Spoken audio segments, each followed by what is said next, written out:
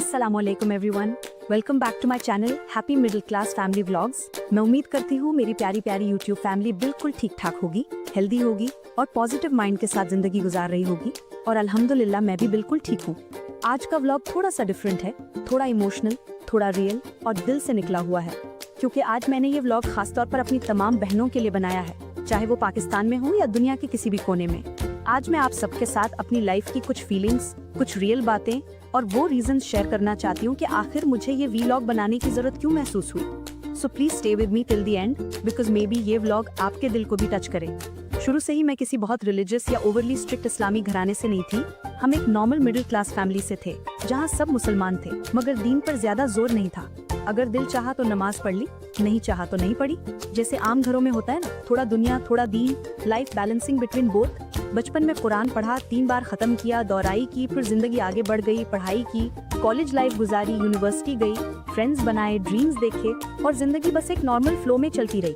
फिर शादी हो गई और जाहिर है शादी के बाद जिंदगी मुकम्मल तौर पर बदल गई। जैसे हर लड़की की लाइफ चेंज होती है, रिस्पॉन्सिबिलिटीज बढ़ गई, प्रायोरिटीज डिफरेंट हो गई, जिंदगी का फोकस थोड़ा प्रैक्टिकल और सीरियस सा हो गया। मैं अल्हम्दुलिल्लाह एक प्यारी और केयरिंग मिडिल क्लास फैमिली में आई, जहाँ शौहर अच्छे हैं, ससुराल वाले ठीक हैं, घर में सबका प्यार है। मगर हर लड़की की तरह मेरे दिल में भी कभी कभी कुछ इमोशनल फेजेस आए। कभी किसी बात पर दिल भारी हो जाना, कभी किसी छोटी बात पर स्ट्रेस लेना, कभी किसी दुआ के पूरा ना होने पर उदासी महसूस होना। और यही वो मोमेंट्स होते हैं जब इंसान सोचता है कि मैं अपनी फीलिंग्स किससे शेयर करूं। अक्सर हम अपनी बातें फ्रेंड्स से, कजिन से या किसी ट्रस्टेड पर्सन से शेयर कर लेते हैं, मगर वक्त के साथ मुझे एहसास हुआ कि द रियल पीस, असल सुकून सिर्फ अल्लाह से बात करने में है। कभी कभी जिंदगी में ऐसा वक्त आता है जब आप काम दिख रहे होते हैं, स्माइल भी कर रहे होते हैं, मगर दिल के अंदर बहुत थकन, इमोशनल एग्जॉशन या कंफ्यूजन होती है। और उस वक्त सच बताऊं तो कभी कभी नमाज पढ़ने का दिल भी नहीं करता। शायद कुछ लोगों को ये बात सुनने में अजीब लगे, मगर इट्स ट्रू। जब इंसान डिप्रेशन या एंजाइटी में होता है तो किसी भी चीज का दिल नहीं करता, इवन इबादत का भी नहीं। मेरे साथ भी ऐसा फेज आया, मगर एक चीज जिसने मुझे हमेशा अल्लाह से कनेक्टेड रखा वो थी सूरह रहमान।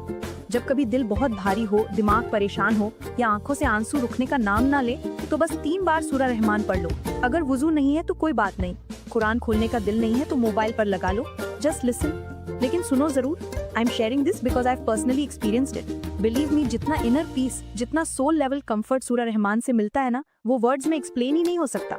एकदम जैसे अंदर का तूफान रुक जाता है, दिल पुरसुकून हो जाता है और ऐसा लगता है जैसे अल्लाह खुद दिल पर हाथ रखकर कह रहे हों, don't worry, I am with you.